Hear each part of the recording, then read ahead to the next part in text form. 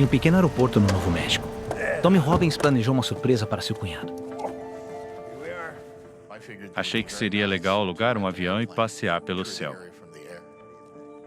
Eu estava muito ansioso pelo voo.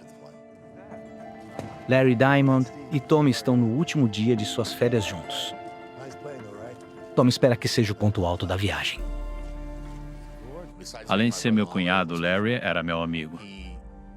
Ele não era um amante da natureza como eu. Ele era uma pessoa da cidade e preferia ambientes fechados. É nessa aí. Larry estava muito empolgado para subir e voar pelo céu naquele pequeno avião. Era o lugar perfeito para apreciar a paisagem. E por que não? Estou de férias, vamos fazer algo interessante. E aí, Justin? É bom te ver, amigo. Hoje, o grande amigo de Tommy, Justin Kirkbrand, vai pilotar o avião. Esta é a nossa garota. Muito bom. Tommy me perguntou se eu levaria e eu disse, é claro, sem problema. Muito bem. Estão prontos? Claro. Então vamos voar.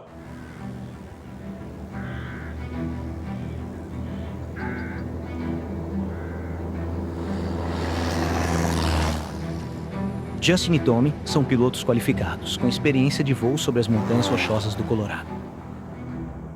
Nós só íamos subir e fazer meu voo padrão de turismo.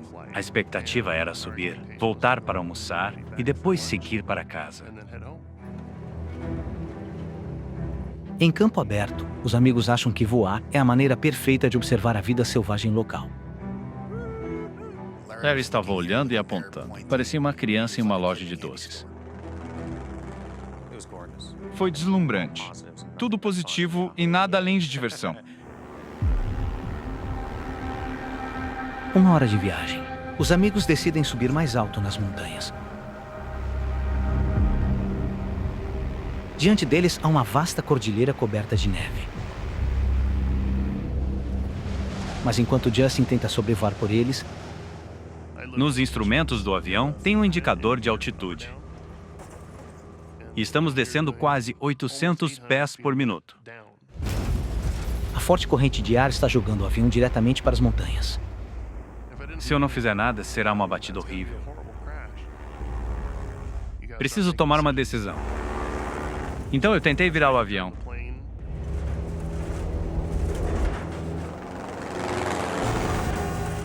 E aí, o alerta de perda toca. Se hesitar, então cairá do céu. Eu só precisava nos colocar no chão sem matar ninguém. O treinamento de Justin entra em ação. Ele sabe que precisa se manter calmo. Naquele momento, era tudo sobre desacelerar para minimizar o máximo de impacto.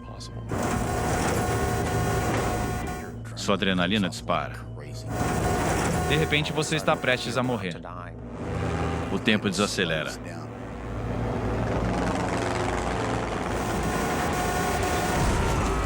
As árvores.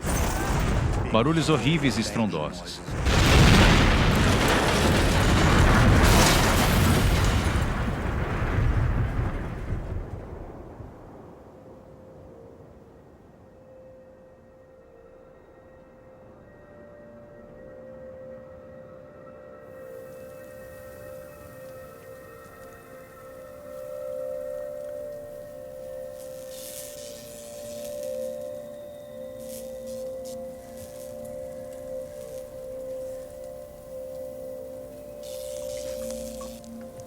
Milagrosamente, Justin está completamente ileso. Mas eles estão longe de estarem fora de perigo.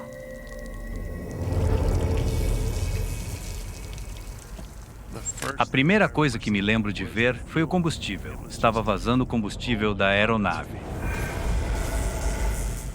Isso me assustou. Uma faísca pode incendiar os destroços do avião. Larry! Temos que ir, Larry. O combustível está vazando. Vamos. Eu disse ao Larry, você tem que sair do avião agora. E ele me falou que sua perna estava doendo. Eu disse, você tem que sair agora se não quiser morrer queimado. Me recompus e consegui sair por trás do avião.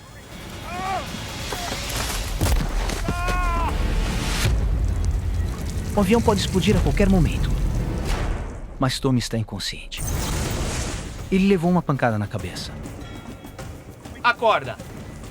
Tommy, acorda. Temos que sair daqui. Tommy, tem combustível por toda parte. Acorda. Eu gritei com ele, mas ele não respondeu. Tommy, Pensei que tinha matado um dos meus melhores amigos. vamos! Justin precisa arrastar o Tommy, que pesa 100 quilos, para fora do avião. A primeira coisa que me lembro é de uma dor horrível. Acredito que foi quando Justin quebrou minhas costelas.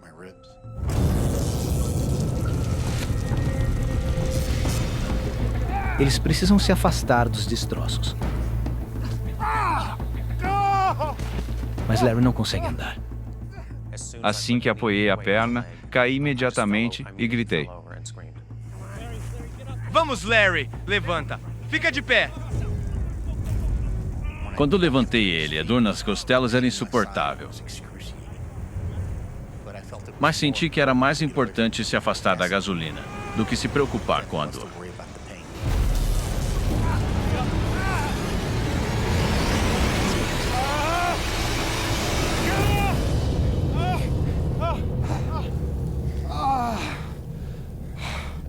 De alguma forma, os 3 homens conseguiram se afastar e sair do perigo. Quando olho para as chamas, foi tipo, nossa, nós quase morremos.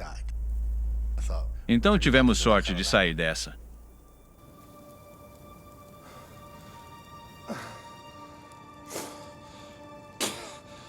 Tommy e Larry estão gravemente feridos.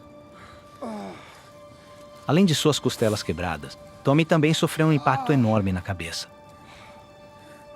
Não há como saber se ele tem danos cerebrais ou hemorragia interna. A lesão mais ameaçadora à minha vida foi o golpe na minha cabeça que me deixou inconsciente. O pé esquerdo do Larry foi atingido pelo impacto da colisão, deixando sua perna e tornozelo gravemente quebrados. Era inútil, eu não conseguia andar. Não podiam fazer nada por mim. Eu tinha que ser deixado para trás.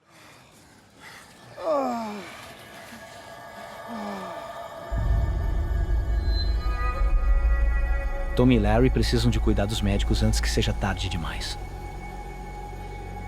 Mas os homens estão isolados, a quilômetros do resgate, em uma cadeia de montanhas inóspitas. Justin é o único que não está ferido. E como piloto, ele sente que é responsabilidade dele salvá-los.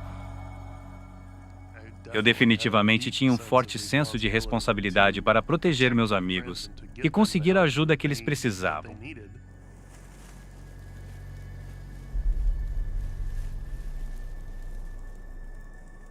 Estamos nessa situação. O que você faz para melhorar? Eu precisava fazer algo. Eu estava pensando em voltar à aeronave para fazer uma chamada de rádio. Agora, o piloto Justin precisa tentar ligar os sistemas elétricos se ele quiser transmitir um SOS e salvar seus 2 amigos gravemente feridos. A minha linha de pensamento era que eu provavelmente iria morrer queimado. Mas eu decidi que valia a pena o risco.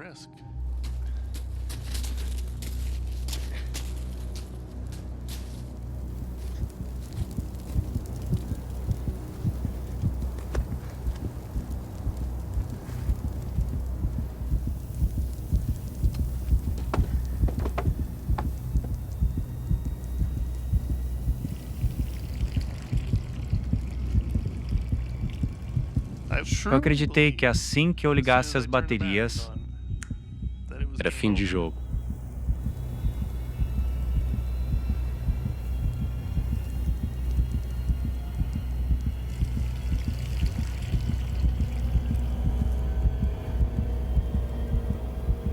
Respirei fundo.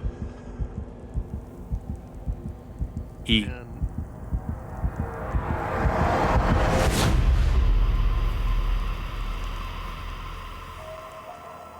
nada aconteceu. Mayday. Foi tudo que consegui chamar. Novembro 3535 Echo. Cessna 172 ao norte de Durango, no Canyon. Câmbio.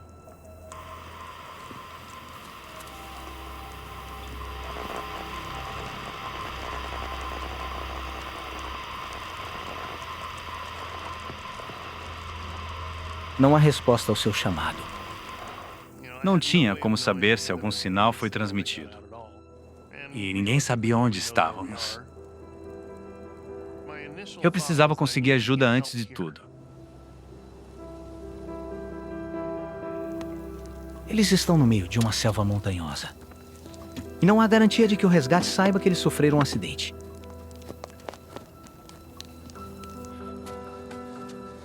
Larry está completamente imóvel. E o golpe de Tommy na cabeça pode gerar danos cerebrais graves se ele não for tratado em breve. Enviei um pedido de socorro. Não sei se receberam. Com certeza senti que os decepcionei. Eu sinto muito. É minha culpa. Eu precisava fazer algo para conseguir a ajuda de que eles precisavam. Escuta. Foi um acidente. Não é culpa sua. Ele se sentiu mal com isso. Então ele ia fazer tudo o que pudesse para nos tirar daquela montanha o mais rápido possível. Justin acredita que a única forma de conseguir ajuda é caminhando pela gélida selva. Despreparados e sozinhos. Ele sabe que está arriscando congelamento e até hipotermia, mas ele não pode ficar aqui e ver seus amigos morrerem lentamente. Você tem certeza que tá bem? Eu tô bem. Acho que posso conseguir ajuda. Justin lembra de ter sobrevoado a cidade de Durango pouco antes de caírem. Posso chegar a Durango. Provavelmente não seria mais do que 24 quilômetros. Escuta. Você tem que falar com o Larry. Diga algo, acalme ele. Tá bem? Tá. Larry? Larry? Você já esteve em um helicóptero? Não. Vou arranjar um pra você, tá? E logo. Justin enfrenta mais um desafio. Ele tem que chegar lá antes do anoitecer. As temperaturas nas montanhas do Colorado podem cair drasticamente quando a escuridão chega. Os 3 homens estão mal agasalhados e podem congelar até a morte pela manhã. A escuridão para mim era o fim. Eu estava mais preocupado em conseguir ajuda antes de escurecer do que qualquer coisa.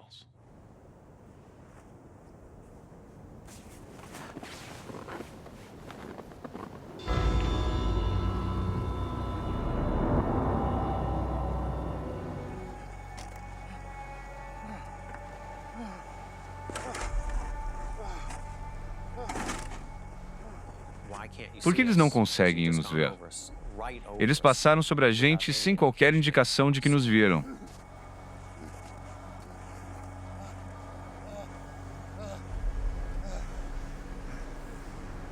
Em operações de busca, uma vez que eles decidem que uma área está limpa, eles vão para outra área. A única chance deles serem resgatados desapareceu na escuridão. Naquele momento, não me senti bem com a vida. Eu estava muito preocupado.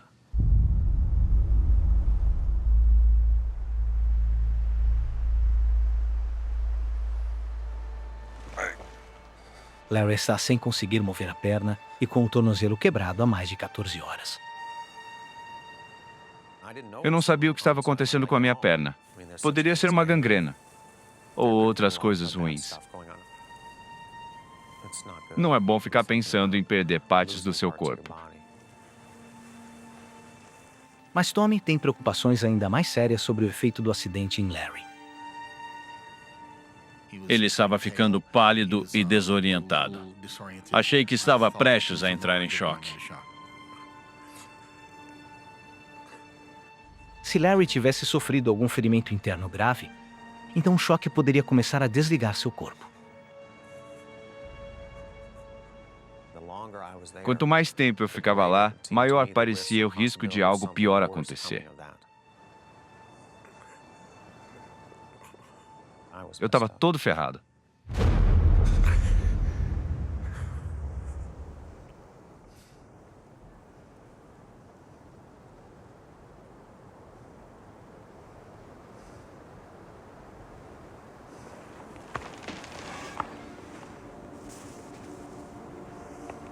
O que foi isso?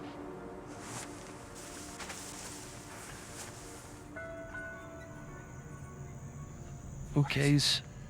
Eu não sei. Em um momento durante a noite, ouvimos um animal pela floresta. Eu ouço. E está perto. Existem ursos naquela área? Lobos ou outra coisa perigosa?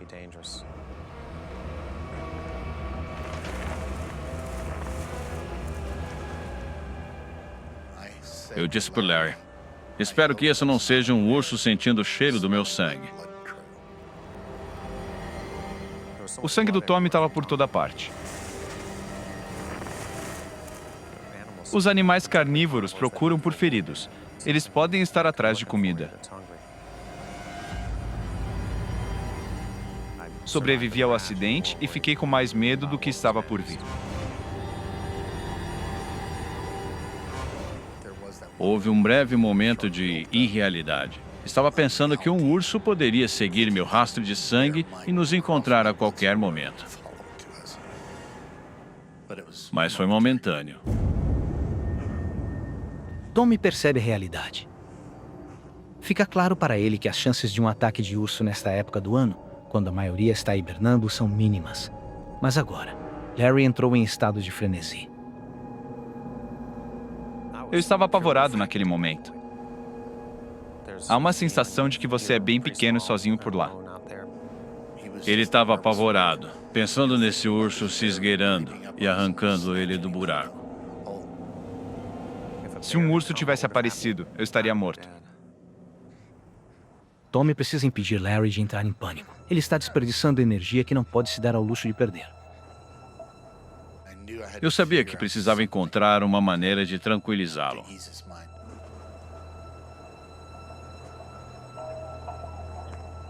Tommy luta para voltar ao avião, mais uma vez.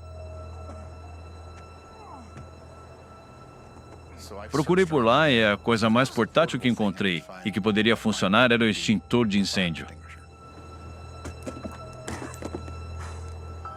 Então levei isso de volta comigo.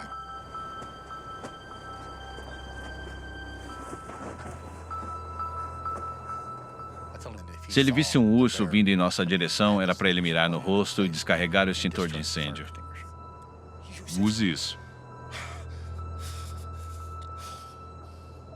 Imediatamente, quando Larry teve algo para se defender, algo que ele poderia fazer ativamente para evitar ser atacado, ele se acalmou. Logo, a criatura que estava espreitando na floresta desaparece pela noite.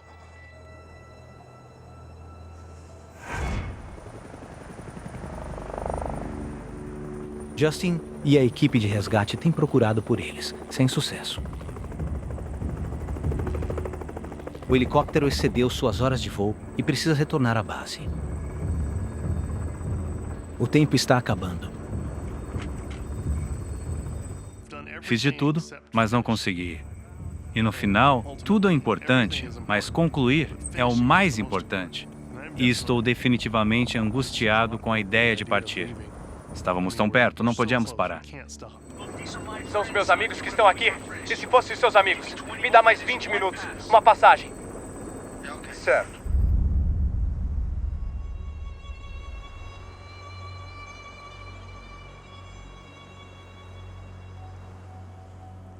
Os dois cunhados estão lutando contra a hipotermia e a dor constante para sobreviver. Isso é muito ruim. Não consigo mover meus pés. Controle-se, Larry. Vamos conseguir. Tommy ainda não tem como saber se sua lesão na cabeça é uma ameaça à vida. O impacto do acidente pode ter deixado seu cérebro contuso ou sangrando internamente. Eu não tinha certeza se ficaria acordado a noite toda. Eu poderia entrar em coma por tempo indefinido. E eu estava preocupado com o Larry, porque se eu morresse, ele provavelmente morreria também.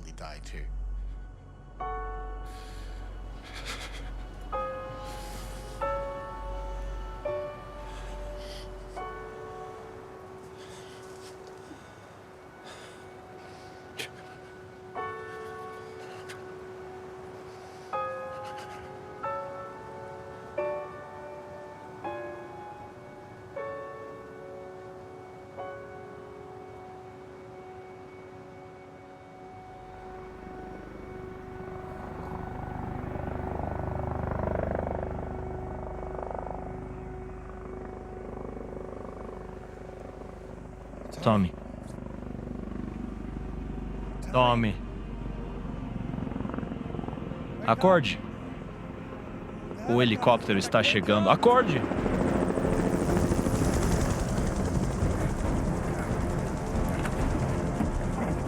Aqui! Socorro! Estamos aqui! Por aqui! Quando eles voltaram pela segunda vez, eles estavam voando mais devagar. Aqui! As luzes estavam mais fortes dessa vez, porque estavam muito mais próximas.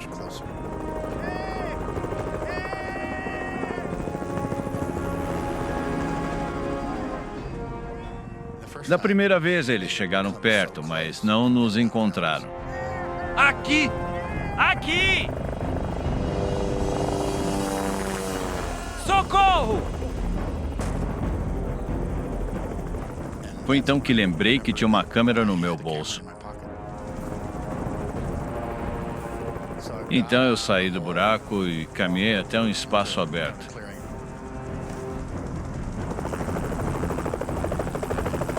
Socorro! Tinha 5 flashes restantes. Peguei minha câmera e apontei para o helicóptero enquanto voavam próximo. Eu ativei as luzes enquanto eles passavam. Primeiro embaixo. Depois um pouco acima. De frente pra gente.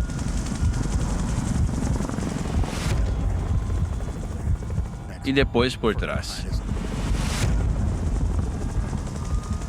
Mas eles não nos viram. Eu disparei os últimos flashes. E no quinto flash,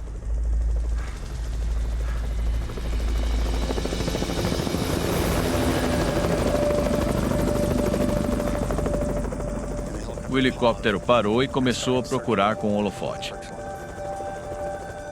E avistaram o avião.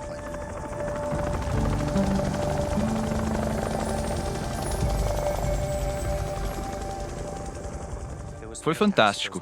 Foi o melhor presente, a melhor coisa que já aconteceu comigo.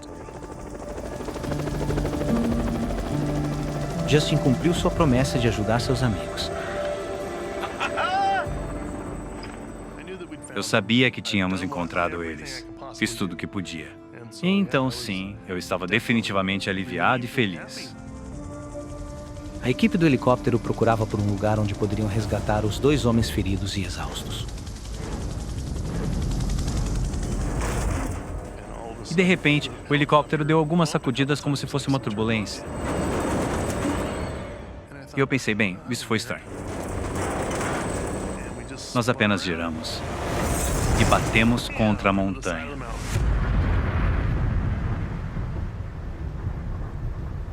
É a segunda vez em 24 horas que Justin se envolve em um acidente aéreo.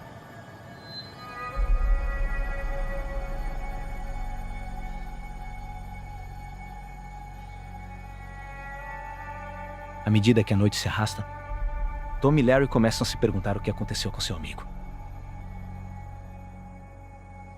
E foi tipo, para onde foi o helicóptero? Por que sumiu? E para onde foi? O que começou como uma viagem de turismo rotineira se transformou em uma luta pela vida. Enquanto a noite chega ao seu ponto mais frio, a luta contra a dor constante os deixou sem forças. Comecei a pensar sobre meus entes queridos, meus cães, e se realmente íamos sobreviver à noite. Eu estava cansado e com dor. Eu estava pronto para fechar os olhos.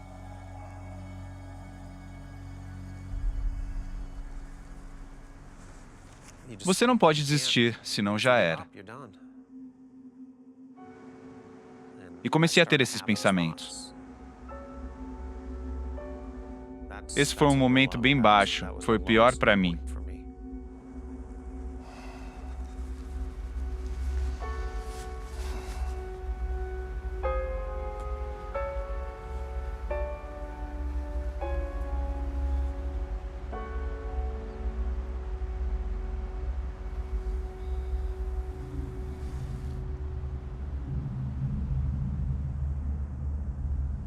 Olá!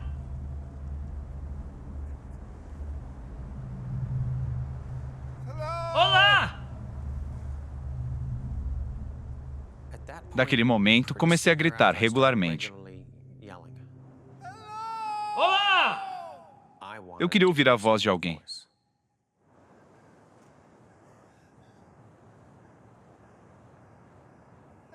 Olá! Olá!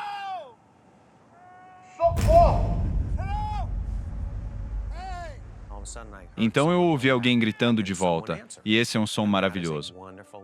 Esse é o melhor som de todos.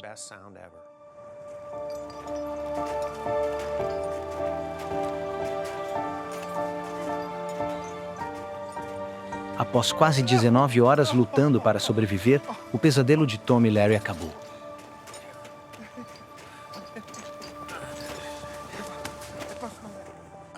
Senti que podia simplesmente desistir e me render às dores, porque já não podia fazer absolutamente nada.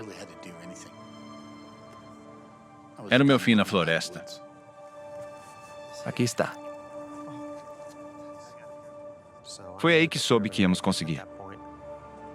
Basicamente salvos. Foi a melhor coisa de todas. Eles são salvos por uma equipe de resgate terrestre, operando de forma independente da equipe do helicóptero. A equipe saiu de Durango quando o avião foi relatado como desaparecido.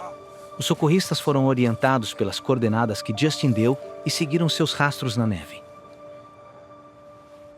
Filmagem real do acidente. A menos de 1 quilômetro dali, Justin e a equipe do helicóptero sobreviveram ao acidente. O rotor principal do helicóptero havia atingido uma árvore e tinha caído 21 metros no chão. Mas todos os 8 passageiros saíram ilesos. Larry e Tommy foram levados de helicóptero ao hospital em Durango. Eles se reuniram com Justin mais tarde naquele dia. Nenhum dos 3 tiveram ferimentos permanentes após o acidente.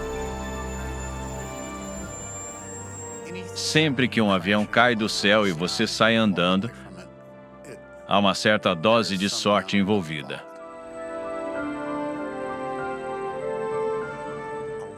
Muita dessa sorte veio das decisões sensatas que aqueles 2 tomaram. Eu não estaria aqui se não fosse por eles, sem dúvida.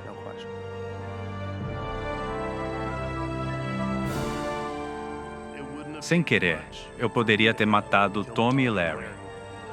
Eu poderia estar contando essa história sem um sorriso no rosto e sem muitas mudanças.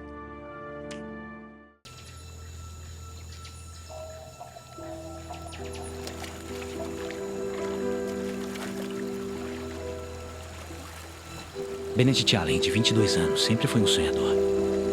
E ele está vivendo seu maior sonho até agora. Ele está seguindo os passos de seu pai e se tornando um aventureiro. Meu pai era piloto de testes e foi muito emocionante ter esse pai glamouroso que costumava pilotar esses aviões sobre a casa. E eu presumi que um dia eu estaria em algum tipo de empreendimento, assim como meu pai. Eu só queria ser como um desses grandes exploradores como Cook, H.M. Stanley ou Livingstone.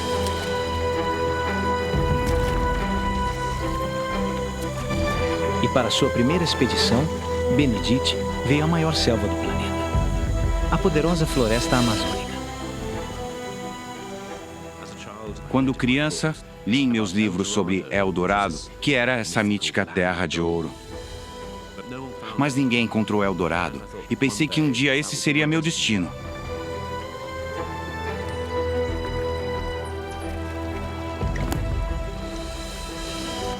Seu companheiro nessa jornada é um cachorro de rua com quem ele fez amizade ao longo do caminho. Eu estava sozinho e aquele cachorro me lembrava dos meus cachorros em casa. E eu o chamei de Cachu, que em indiano significa cachorro. Então, para mim, ele era simplesmente um cachorro. Mas ele começou a ser mais do que um cachorro. Ele começou a ser meu amigo. Apesar de seu entusiasmo juvenil, essa é a primeira grande aventura de Benedict. Ele está tentando atravessar mais de 1.600 quilômetros de floresta tropical densa e desconhecida. Então ele está confiando muito em 2 guias locais para ajudá-lo a sobreviver. Eles me ensinaram como me sentir confortável na floresta, que para mim era um lugar confuso.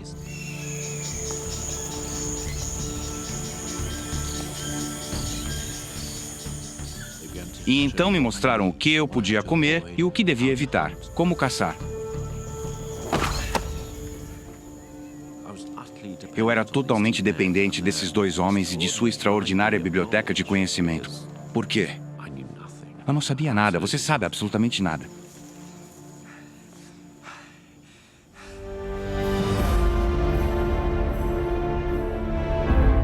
Durante 3 meses, eles se aprofundam na vasta floresta tropical e estão perto da suposta localização de Eldorado, a Cidade do Ouro.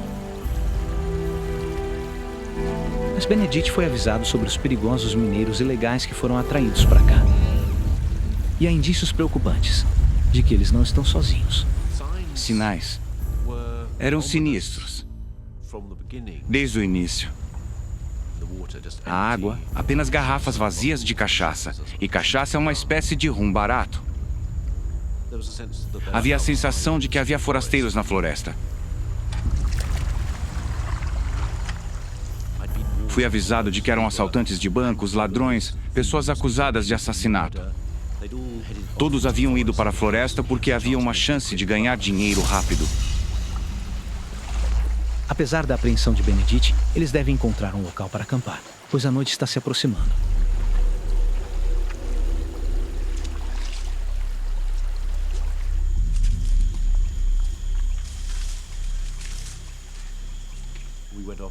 Saímos por entre as árvores e de repente nos deparamos com esse pequeno povoado.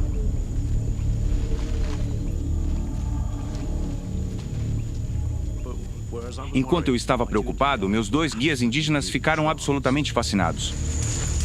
Vamos. Me lembro de um deles pegando um abridor de latas e se perguntando o que era isso. Vamos. Vamos. De repente, esse personagem, Mendes, apareceu. Ele era o clássico garimpeiro. E eu senti que tinha que sair dali. Vamos. Vamos. O que está fazendo aqui? Estamos procurando o Eldorado. Eldorado? Estamos indo rio abaixo, em direção à foz do Amazonas. Não, meu amigo. Se você viajar para Yaxera, muito perigoso. As corredeiras estão perigosas. Mas posso te ajudar. Mendes me disse, olha, eu serei seu guia. Vou te levar rio abaixo em direção a Eldorado. Além disso, conheço uma trilha. Você poderá caminhar do rio até o mundo exterior. E que me diz? Será divertido. Eu pensei, talvez eu tenha julgado mal esse minerador de ouro. Talvez ele não seja tão ruim. E eu pensei, eu deveria seguir esse plano. Eu estarei indo na direção certa, pelo menos. Certo.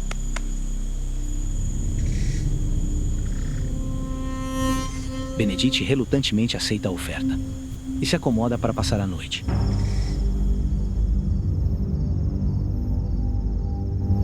Mas, conforme a noite avança, ele tem uma sensação de que nem tudo é o que parece.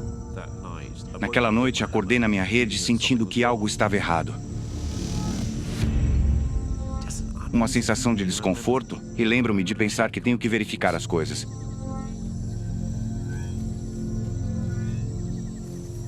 Então calcei minhas botas, fui até o rio para ver se minha canoa ainda estava lá, ver se os suprimentos ainda estavam lá. No fundo, acho que eu só queria garantir que minha saída estava segura.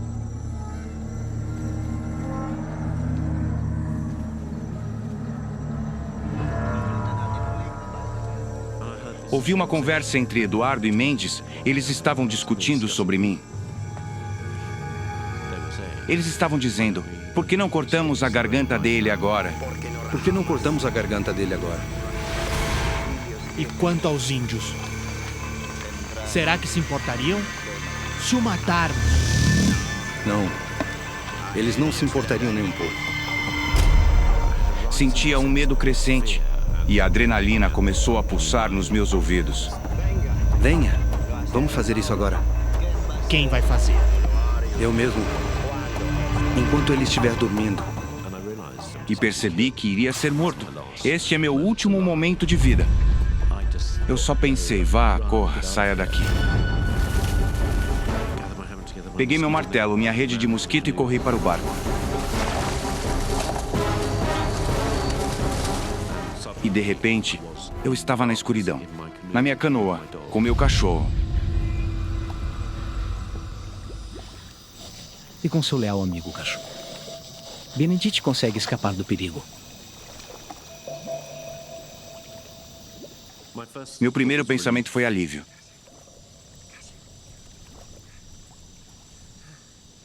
Foi então que tive essa terrível e crescente percepção de que eu não estava seguro. Estava cercado pela floresta. Era no meio da noite. E eu estava muito sozinho.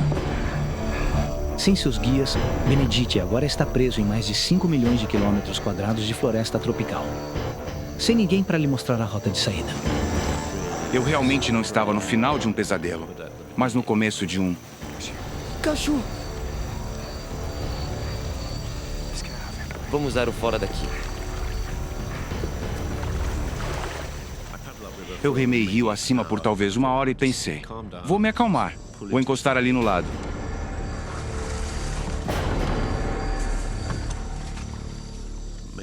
Fiz um pequeno acampamento e pensei que precisava aceitar essa nova situação. E a situação era, meus sonhos de infância acabaram. E eu senti, eu tenho que sair daqui.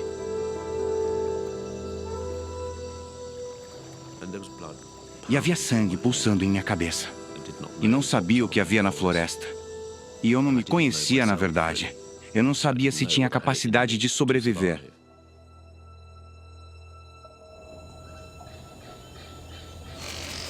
Dia 1.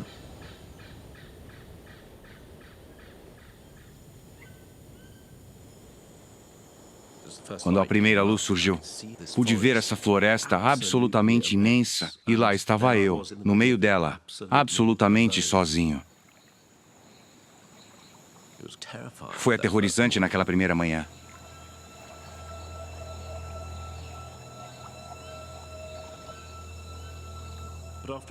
Mas depois de um tempo eu pensei, não, vá lá, se recomponha, é o primeiro dia. Então comecei a examinar meus suprimentos, tentando descobrir se eu tinha o suficiente para me tirar da floresta. Bom menino. E pelas estimativas de Benedict, ele tem arroz, açúcar e carne seca suficientes para durar aproximadamente 2 semanas. E ele tem um mosquiteiro, um facão e um kit de sobrevivência. Tudo básico que ele precisa para se manter vivo. Se eu quisesse ver minha mãe e meu pai novamente, teria que me arriscar a encontrar uma trilha para sair da floresta, e essa é a opção que parecia ser a única sensata. Mas Benedict sabe que procurar uma rota para sair da floresta significa entrar em águas completamente desconhecidas.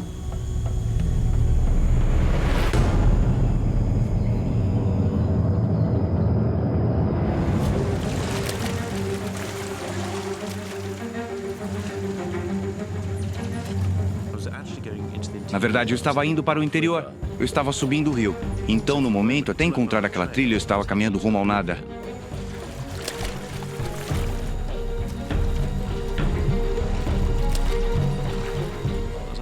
Enquanto remava rio acima, comecei a ter mais esperança. Então, de repente, surgiram as corredeiras.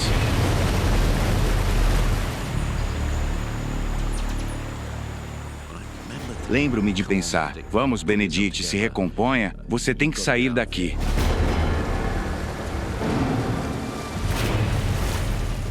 Passei muito tempo arrastando a canoa pelas corredeiras.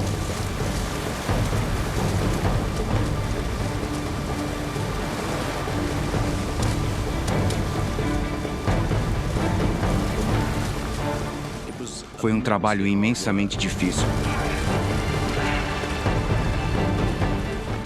Parecia interminável. Eu estava sempre lutando contra esse rio.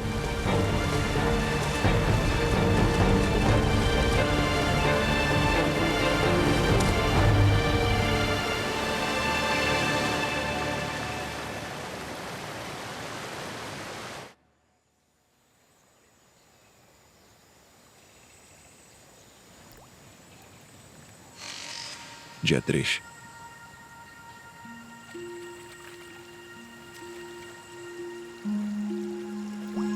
Depois de 3 dias no rio, lutando contra inúmeras corredeiras, a dura realidade está chegando para Benedict.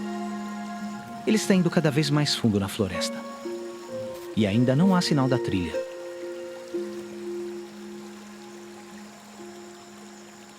No terceiro dia, todo o meu entusiasmo inicial havia se esgotado.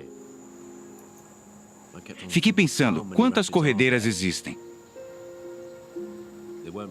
Elas não estavam marcadas em nenhum mapa. Parece não ter fim.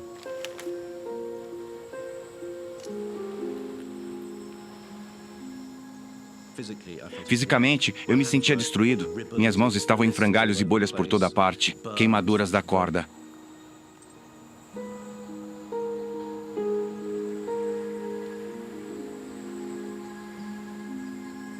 A grande incógnita era por quanto tempo eu poderia continuar. E não era que eu estava ficando sem comida. Eu estava apenas perdendo fé em mim mesmo.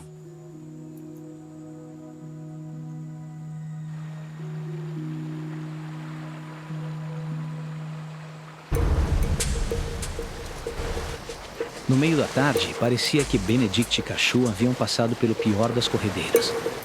Eles agora podem continuar a busca por uma saída da floresta. Lembro-me de começar a remar até a água limpa, mas eu ainda não tinha ido longe o suficiente. De repente, descobri que a situação estava fora de controle. Comecei a voltar e isso se tornou absolutamente aterrorizante. Percebi que estava lutando pela minha sobrevivência. Eu precisava manter essa canoa em pé. Mas então, bum! A canoa se despedaçou com o impacto. Tudo agora acabou na água. O cachorro, os suprimentos e eu. Foi um momento de terror absoluto, quando percebi que não estava perdendo apenas meus pertences, mas na verdade eu estava tendo que lutar pela minha vida. Eu estava engasgado na água, tentando recuperar o fôlego.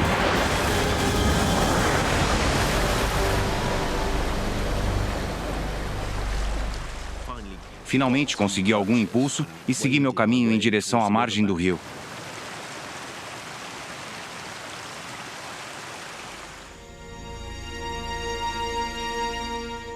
De repente, tive a sensação de que havia algo lá fora. Como se algo estivesse me perseguindo. Eu pensei, vamos, Benedict, mantenha o controle. Você está perdendo o controle. De repente, ouvi um barulho. E meu maior medo era que fosse uma onça. E foi aterrorizante esperar por algo que ia saltar em mim.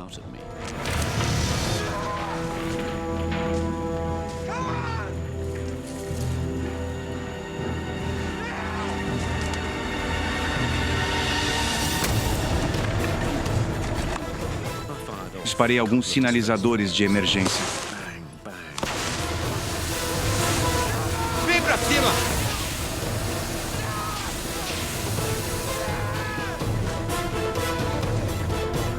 E nada.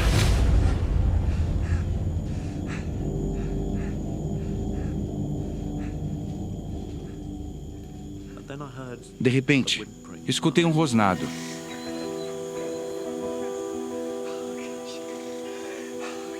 Cachu, bom menino! Incrivelmente, depois de desaparecer nas corredeiras 2 semanas antes, Cachu rastreou seu velho amigo por 64 quilômetros de floresta tropical. E de repente, os horrores de sua situação pareciam ter desaparecido. De repente, pareceu que eu tinha recebido um milagre, um sinal de esperança de que tudo ia ficar bem novamente. Eu tinha alguém que conseguia entender o que eu estava passando. Isso restaurou muito de mim, de alguma forma, que eu havia perdido, que havia sido levado pela brutalidade da floresta. O reaparecimento de Kashu elevou o ânimo de Benedict e revigorou sua determinação de voltar para casa. Mas ele está desesperadamente desnutrido, lutando contra uma doença mortal e rapidamente ficando sem tempo. Dia 15, dia 16, dia 17, dia 18, dia 19, dia 20. Agora, eu estava há 3 semanas nessa caminhada, 3 semanas quase não comendo nada. Depois de caminhar por 112 quilômetros, Benedict está agora em estágios avançados de fome. E os parasitas da malária estão rapidamente colonizando e destruindo seu corpo. Ele sabe que sua condição está ficando crítica. E eu estava tão ciente de que eu estava ficando sem tempo. Kashu parecia ficar cada vez mais para trás. E eu pensei, não posso ter você como passageiro. Kashu! Kashu! Kashu! Kashu!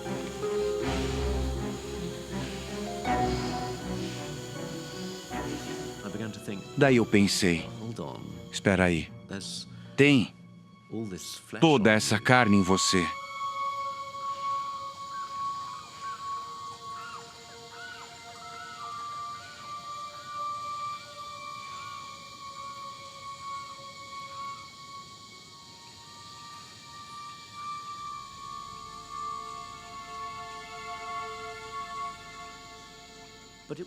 Mas não dava para imaginar que, algum dia, ele se tornasse meu alimento.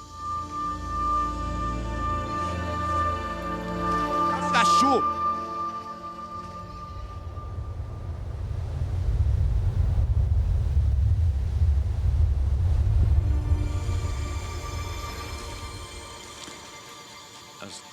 Com o passar do dia, comecei a sentir falta de água e percebi que não estava apenas morrendo de fome, estava desidratado. A vida de Benedict agora está em jogo. Os efeitos da fome e da malária significam que ele precisa ingerir mais e mais líquido, mas está ficando cada vez mais difícil de encontrar. E considerando que uma pessoa normal pode durar 3 dias sem água em sua condição, ele não vai durar 24 horas. Eu estava desesperadamente lambendo folhas, lambendo pedras, só para conseguir um pouco de água no meu sistema, só para me sustentar.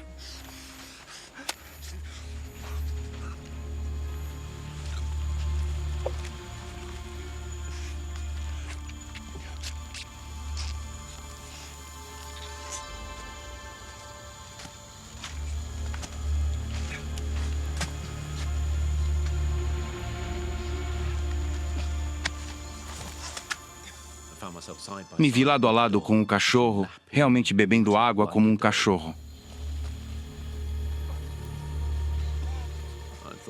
Pensei que o instinto animal estava vindo à tona para me manter firme.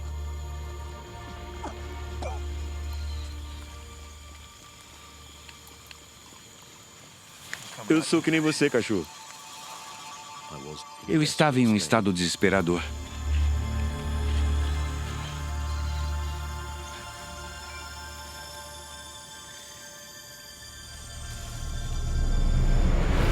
Dia 21, dia 22, dia 23, dia 24.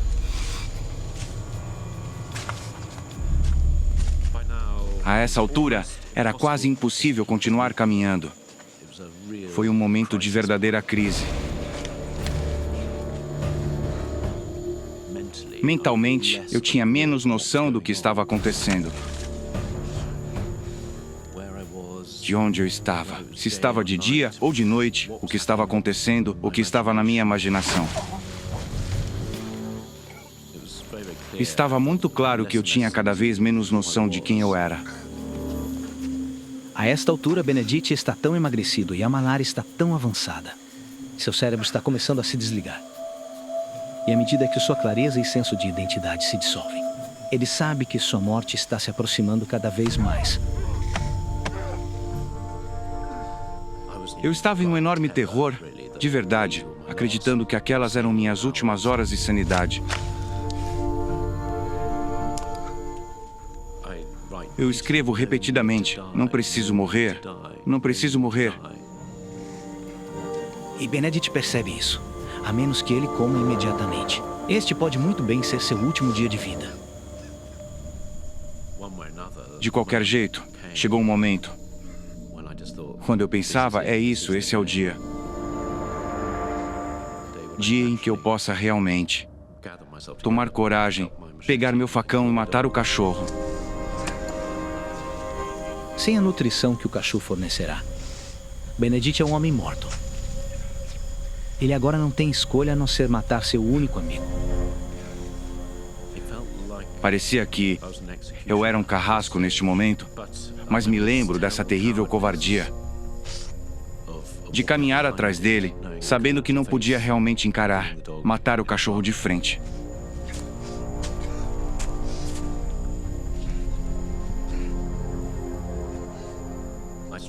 Eu dei um golpe na cabeça por trás.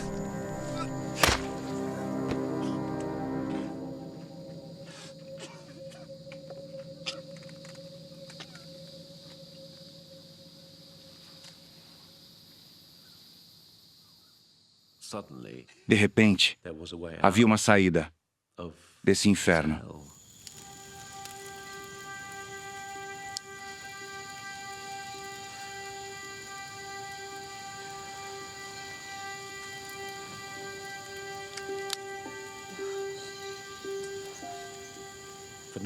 Por enquanto, eu me concentrava nas partes mais nutritivas, os rins, o fígado, o coração, e as colocava no fogo.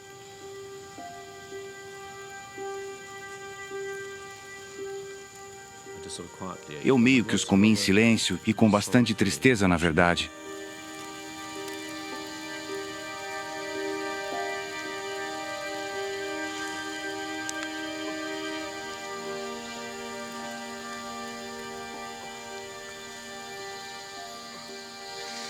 Mas Benedict não consegue ingerir a carne. A malária está fazendo com que seu estômago rejeite qualquer coisa que lhe imponha. E a realidade se revela. Ele acabou de usar sua última chance. Dia 25, dia 26, dia 27. Dia 28. Quando eu pensava que não podia piorar, piorou.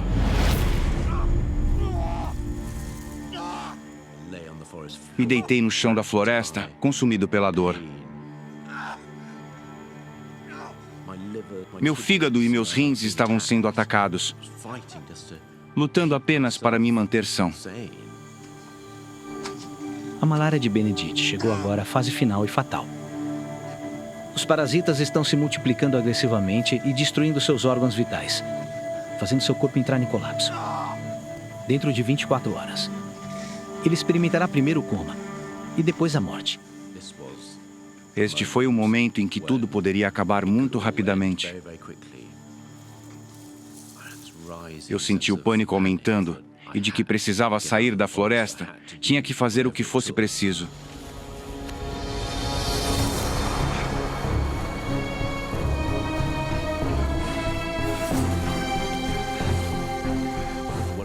Não importa como, eu tinha que ir em frente.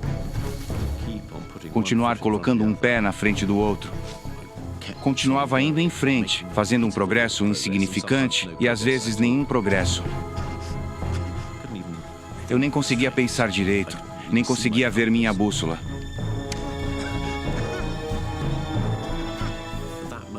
Naquele momento, eu pensei, bem, eu simplesmente nunca vou sair daqui. Era simplesmente grande demais para lutar e eu estava perdendo aquela luta.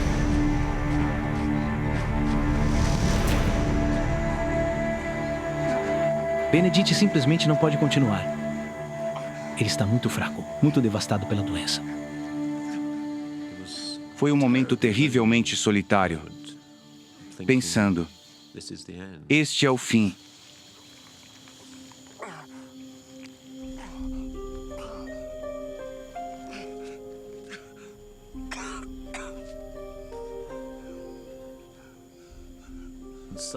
E de repente, em meio a todo esse desespero, essa confusão, essa sensação de estar preso nessa prisão, Uma visão que sempre ficará comigo.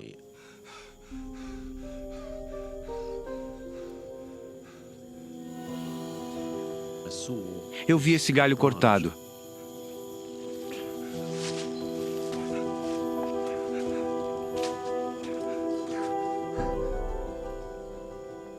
O corte em si estava escurecido. Então tinha sido feito há algum tempo, mas tinha sido feito por um humano. Percebi que, na verdade, havia vários desses galhos. Isto era, de fato, o limite do mundo exterior. Eu comecei a investigar e havia uma trilha.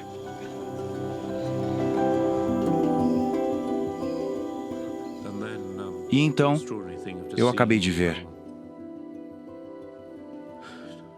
Claridade. E isso ainda me emociona. Essa reconexão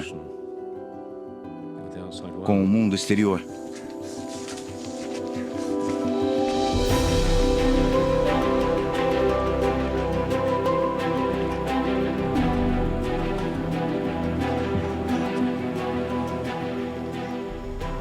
A única coisa que eu estava ansioso, rezando, imaginando estava simplesmente ali e era absolutamente avassalador.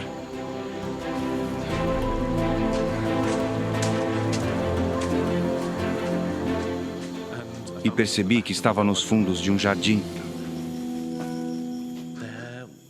À minha frente havia uma cabana e um homenzinho diante dela. E ele estava apenas parado ali, com uma expressão não de boas-vindas, mas de horror.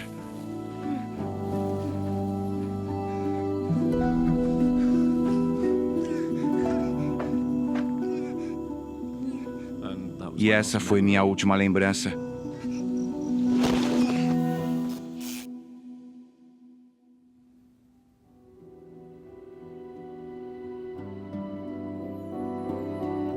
Tendo reconhecido os sintomas da malária. O fazendeiro cuidou de Benedict por 3 dias antes de ser levado a um hospital em Macapá, onde se recuperou totalmente. Benedict voltou para casa para se reunir com seus pais uma semana depois. Minha vida nunca mais foi a mesma. E Benedict vem explorando o mundo desde então, realizando seus sonhos de se tornar um renomado aventureiro, assim como seu pai. Eu estava indo para a selva, indo para o deserto, indo para o Ártico, me esforçando até o limite, tentando tocar aquela experiência que tive que foi tão profunda.